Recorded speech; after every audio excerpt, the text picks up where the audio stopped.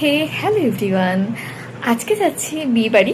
তোমাদের সাথে বিয়ে বাড়ি ব্লগ শেয়ার করবো। তোমরা প্রত্যেকে ওয়েট করো বিয়ে বাড়ি ব্লগ দেখার জন্য, আর প্রত্যেকে ভালোবাসো। তো আজকে তার জন্য তোমাদের সাথে আমি একটা বিয়ে বাড়ি ব্লগ শেয়ার করছি। আমার হাজব্যান্ডের ফ্রেন্ডের বিয়ে। তো এই হচ্ছে আমার কমপ্লিট লুক, দেখো কেমন লাগছে আমাকে। পুরো বাঙালি বউ সেজেছি। তো যেহেতু বাঙালি বিয়ে, তো বাঙালি বউ তো সাজতেই হবে। তো আজকের ব্লগটা তোমরা ফুল দেখো। চলো এবার গিয়ে সেখানে দেখা হচ্ছে, ভেন্যুতে। আমরা যাচ্ছি আজকে বিয়ে দিতে। তো সেখানে পৌঁছে দেখি একদম ওয়েল ডেকোরেটেড জায়গাটা, অনেকটা বড় স্পেসিয়াস জায়গাটাকে সুন্দর করে ডেকোরেট করা হয়েছে। পৌঁছে হাতে চলে আসলো টিফিন প্যাকেট, আর তারপর স্টলে ছিল মোমো গরম গরম, আর তার সাথে ছিল পাপড়ি চাট, দই ফুচকা, পকোড়া, সব কিছু। তো এই আমি একটা দই ফুচকা নিয়েছিলাম। তো এক প্লেটই আমরা দুজনে খেয়েছি।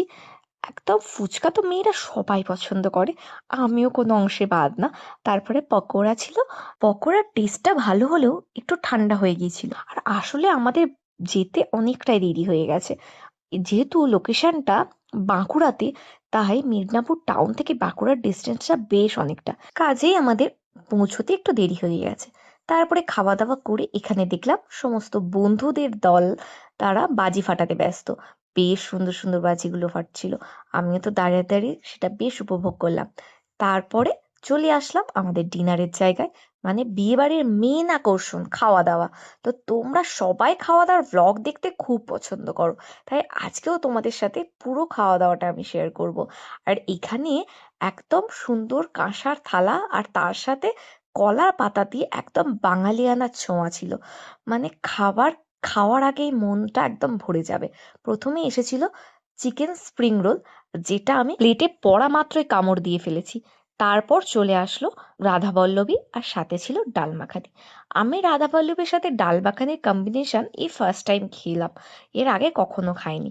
এরপর এসেছিল পোলাও, আর পোলাওয়ের সাথে চিকেন কষা। পোলাও চিকেন কষা বা মাটন কষা, যাই হোক, কষা জিনিসের সাথে পোলাও অলওয়েজ বেস্ট। তারপর সাদা ভাতের সাথে ঝুরি আলু ভাজা আর ডাল, যেটা বাঙালির ইমোশন। আর তার সাথে যদি যোগ হয়ে যায় একটু আলুর পোস্ত, তাহলে তো ব্যাপারটা পুরো জমি ক্ষীর হয়ে যায়।